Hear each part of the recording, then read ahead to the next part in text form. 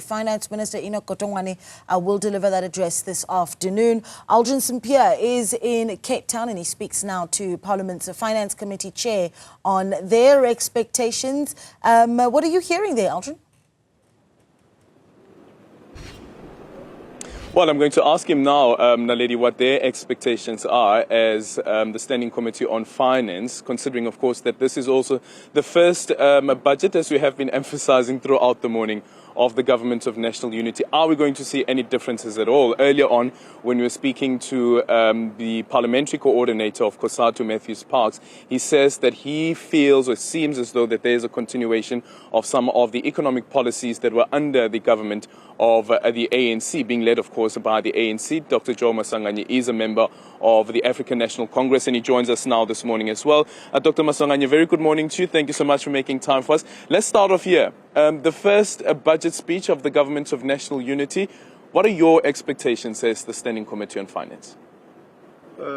Thanks. Of course, we'll expect that the Minister will have to deal with the fundamentals, which are the issue of unemployment. Young people will be watching television, will be listening on the radio, eagerly waiting for the Minister to tell them how is government going to deal with the issue of unemployment. Because that's a major problem that young people are facing today. We have to give them hope. You saw in the past week, graduates, doctors and other graduates in different disciplines marching in the street demanding jobs. The issue of poverty has to be dealt with, inequality. The issue of Transnet is quite very important. Transnet is a very important SOE in the rail sector. It has had lots of problems in the past. We hope that the Minister will say something about Transnet, PRASA and other critical SOEs. Yeah. Yesterday, when the fourth quarterly labour survey stats came out, they showed that there was a slight decline in unemployment. But some are saying that it's just too little for the type of economy that we are in, an economy that is not growing, and also on top of that you have inequality. Some analysts are saying that maybe it's not the purview of the finance minister to ensure that there is employability that is happening in the country. But where would you say that onus lies? Who is supposed to create this environment for business to thrive and to create jobs? As the president has said before, that it's not the role of government to create jobs. No, it doesn't work that way. Government has an important role in terms of creating conducive environment for jobs. We are talking about a developmental ethical state. A developmental ethical state has got a responsibility to intervene in the economy. Decisive intervention. You can't leave everything to the market forces. Market forces are interested in profit. So government must be in the center. You'll remember that last time when we have the MTBBS, government had not yet adopted a medium-term development plan. Now that they have adopted the MTDP, what is it that they are going to tell us that this is what we are going to do in the next 3 years, in the next 5 years, and in the long term? Government has got a program called the NDP 2030. It has got targets that by 2030 we should have created so much jobs. By 2030 we should have dealt with poverty in this way. The issue of industrial policy is quite very important, because we can't just be talking about industrial policy and we don't see as to, in practical terms, what is it that government, because it's the responsibility of government to drive that industrial policy, working together with the private sector to create jobs and grow the economy. The growth of economy is very important, because for now, government is spending almost 400 billion on servicing the debt. That's the money that was supposed to be going to productive sectors of the economy. So the budget that the minister is going to speak to today must speak to the issues that the president has raised in the past 2 weeks. Yeah, but during his State of the Nation address, the president, of course, with geopolitics playing out, also emphasized that the country will not be bullied. And I wonder, from a finance perspective, is there anything that we should be listening out from the finance minister, especially considering that when we speak about the United States, for instance, they remain one of our biggest trading partners. I was looking at the import and export stats from December 2024, and the United States is still amongst the top 5, whether we speak about import and export. How then do we make sure that that relationship it continues to be beneficial for both countries with that special envoy that the president will be sending to the various countries as well? There will always be contradictions between countries, because each and every country advances its own national interest. And I don't think that we have reached a stage where we have got antagonistic relationship with the USA. Really? Even considering all of the executive orders coming from Donald Trump? I don't think it has reached a stage of being antagonistic. There is still a room for diplomatic negotiations between the two countries. But what also other big economies have to understand, they have to play within the multilateral forums. It is not right for one country to go unilateral in terms of taking very key critical decisions. We are no longer in a stage of a unipolar world. Now we are in a multipolar world where we have got many forums, be it BRICS, United Nations, and many other platforms where diplomatic issues are being discussed. And we think that the team that the president has appointed to engage America will do so, and America will come to the table and understand that we are a reliable partner to work with. Do you think that the speech could also position South Africa in a much better position, considering, of course, that you have this trade war that is ensuing, whether you speak about China as well as the United States, or even the United States and Canada for that matter, the impact that that could have on developmental states like South Africa?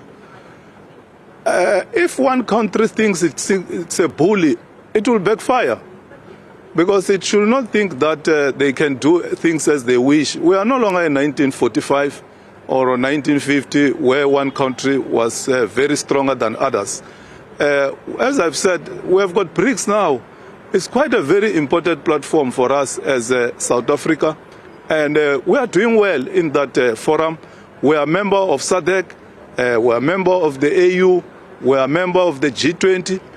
This year, South Africa is going to hold the G20. Many powerful countries are coming here, including other organizations, whether it be NGOs, parliamentary associations. So we are focused on our country, building the economy of this country, but working together with SADC, with AU and other countries to build a better world, because that's what is important. Yeah. Let's quickly speak about the South African, the consumer being under pressure currently. There are reports this morning coming out of the business day of a possibility of a VAT increase. The SARS commissioner had warned against increasing taxes because of the current situation that consumers find themselves in because of the cost of living. From the Finance Standing Committee's point of view, what's your take on the cost of living element and also the possibility of a tax increase, especially on VAT? I will not know if the minister will increase VAT, but the ANC, which I belong to, has raised the issue of the cost of living to an extent that we should consider zero rating some of the stuff, more especially food stuff. So I hope the minister is not going to take a decision that is going to inflict pain on the poor, because the ANC is a pro-poor organization. What do you mean by that, inflict pain? If you increase taxes, will it not have undesirable consequences on the poor people who are out there, who are even battling to buy bread, who are battling to pay school fees?